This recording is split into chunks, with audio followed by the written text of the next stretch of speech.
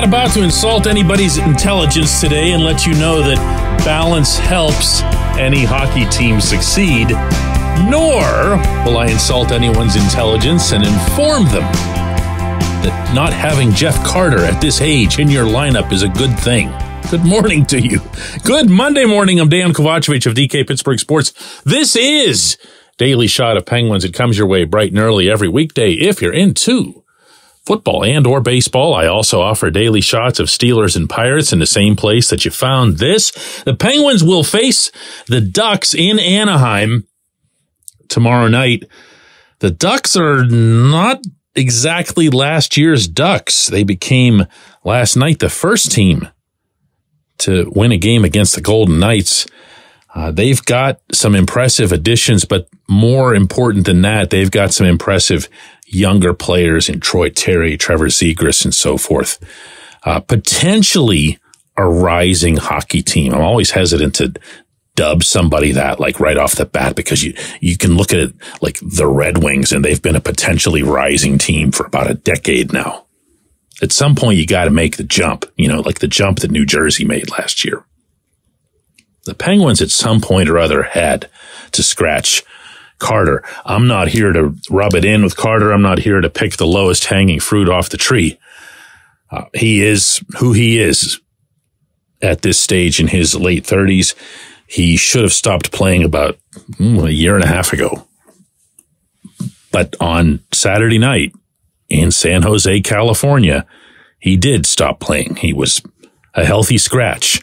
And in his place came Vinny Hinostroza, who's not a star. He's not somebody's messiah or anything like that. But he's always been a serviceable bottom six NHL guy. He'll skate. He can really skate. And he'll generate just enough offense to hang around. And if you saw the goal that he scored in that 10-2 rout over whatever's left of the Sharks, you'll know what I mean, because that was a scorer's touch. He was just kind of drifting behind and to the right of the San Jose net and really smartly just banked the puck in off of a Teal player and got himself a goal that he knew he was trying for. You could just see that in his reaction. He wasn't like, oh, wow, that went in. He knew. And on top of that, you got Noel Acciari looked like an NHL player, and Matt Nieto looked like an NHL player. And yes, I know the context. The Sharks gave up 10 goals in the game before that, too, to the Canucks of all teams. But the Penguins have faced other not so great teams already on this schedule, and you still haven't even noticed through those first 9 games. You didn't notice once the fourth line doing something other than when Carter was popped free for a couple of breakaways and didn't convert on them. But Acciari, Nieto, it's like they didn't even exist.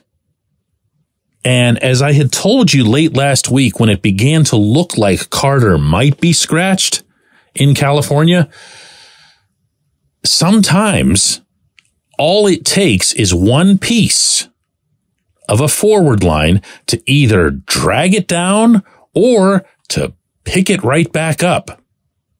The difference can be that extreme depending on the caliber of the player, the chemistry of that player. So even when you saw Carter in the first 2-3 games looking like, he was okay, there was some pluses to his game, which is really unusual after what we've seen over the past couple seasons, there still wasn't anything there from the other two. And as I reminded you, the same thing happened with the third line.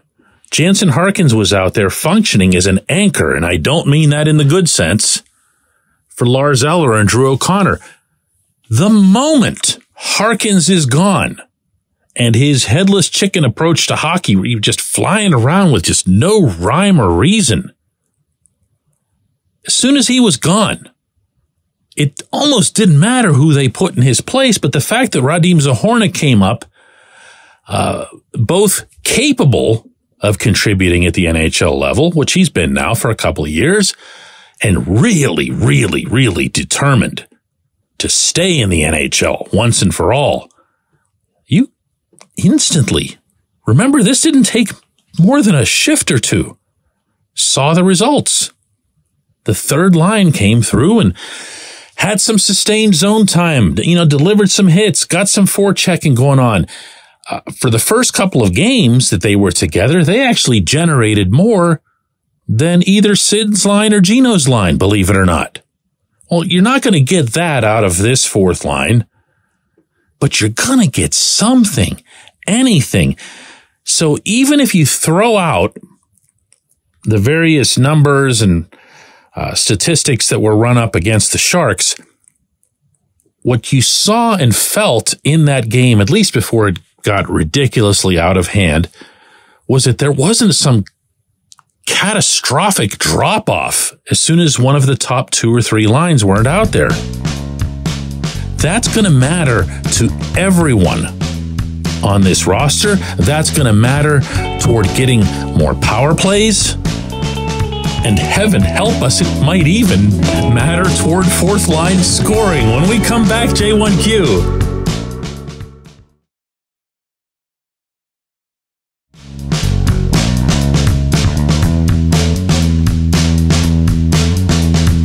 Today's J1Q comes from Steven, who says, DK, Jeff Carter was scratched.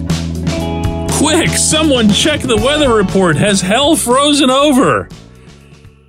I'll give you credit here, Steven. I didn't think I'd be having to answer at any point ever on this show the question as to whether or not hell has frozen over.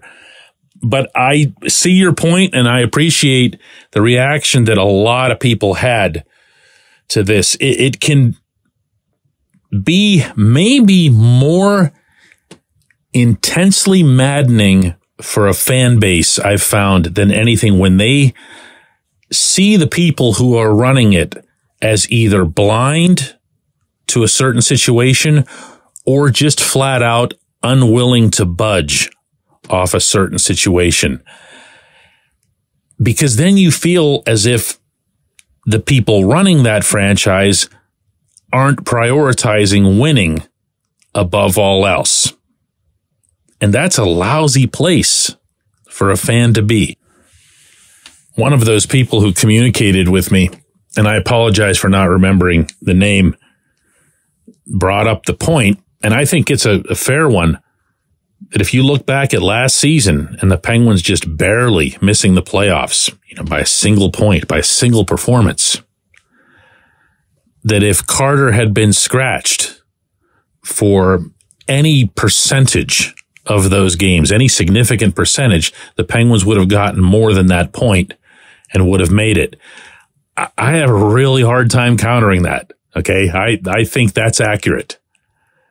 And if you look at the end of the franchise's playoff streak, 17 seasons, the pride that was associated with that, not just from the core players, but also the, people who are in and around the franchise at various levels, the front office and so forth. That's tough to take. For what? To be super ultra loyal to the longtime vet who isn't giving you anything anymore? That's nonsensical. And I'm going to repeat something that I've put forth your way for several weeks now. And that was that I didn't believe that at the point that Carter was going to get scratched, that the decision was going to originate with Sullivan. I still don't believe that was the case. I just can't believe it. I can't believe it.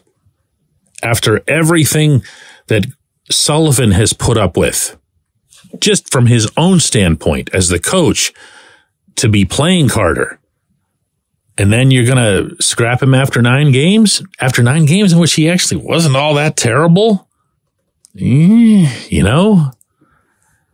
But then you fall to 3-6. And you fall there in large part because even though you're generating a ton of shot attempts and scoring chances, you're not finishing anywhere near enough.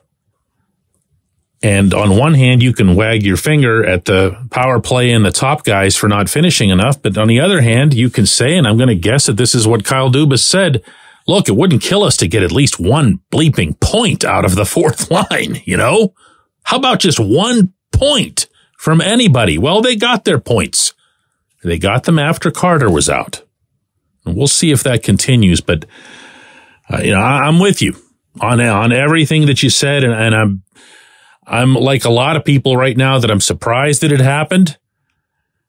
And I'm also feeling like it was a really fortuitous bounce for everyone else who felt this way, that Vinny Hinostroza was in fact one of the people who scored Saturday night in San Jose. I appreciate the question. I appreciate everybody listening to Daily Shot of Penguins. We'll do another one of these tomorrow.